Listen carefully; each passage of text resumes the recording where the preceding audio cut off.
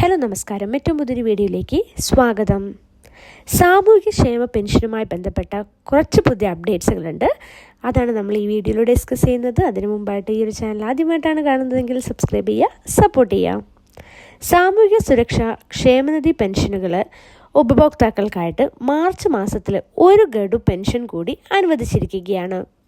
62 ലക്ഷത്തോളം പേർക്കാണ് 1600 രൂപ വീതം ലഭിക്കുന്നത്.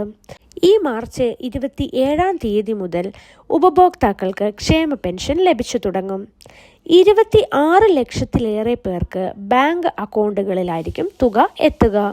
മറ്റുള്ളവർക്ക് സഹകരണ ബാങ്കുകൾ വഴി വീട്ടിലെത്തി പെൻഷൻ കൈമാറും. 8,46,456 പേർക്ക് ദേശീയ പെൻഷൻ പദ്ധതിയിലെ കേന്ദ്രവിഹിതം കേന്ദ്ര സർക്കാരാണ് നൽകേണ്ടത്. ഇതിനാവശ്യമായ 24.31 കോടി രൂപയും സംസ്ഥാനം മുൻകൂർ അടിസ്ഥാനത്തിൽ അനുവദിച്ചിട്ടുണ്ട്.